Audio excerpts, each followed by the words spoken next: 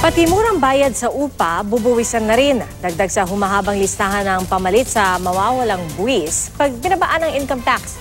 Saksi si Steve Dailisan.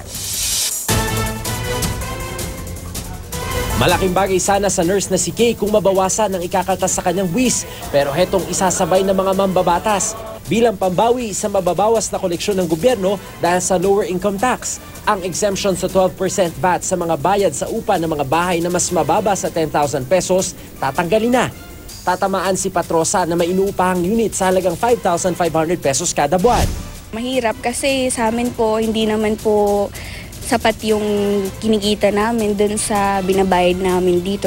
Lalo na dito sa amin is hiwalay yung rent sa bahay, then dun sa kuryente at saka dun sa water. Kung ang upa mo ngayon ay 9,000 kada buwan, papatawan ka ng 12% VAT, that is 1,080 a month, no? Or almost 13,000 annually.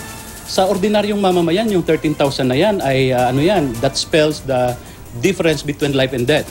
Kompromiso ni Representative Joey Salceda, irerekomenda niya bilang Vice Chairman ng Ways and Means Committee na wag nang buwisan ang buwan ng rentang di aabot sa 12,000 pesos. Pero ibang usapan daw ang pagpapataw ng 6 peso excise tax sa bawat litro ng diesel at LPG na mayayaman lang daw ang tatamaan.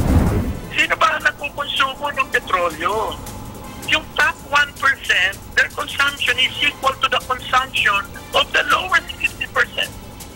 Pero paano ang epekto sa mga namamasada at sa singil nila sa pamasahe? Paano ang dagdag gasto sa delivery at epekto nito sa presyo ng mga ibinabiyahe nilang produkto?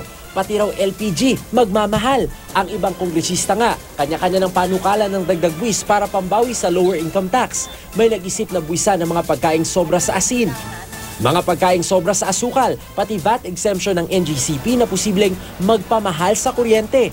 Si Bayan Muna Party List Representative Carlos Zarate, binawi na ang suporta niya noon sa tax reform bill ng administrasyon sa Kamara.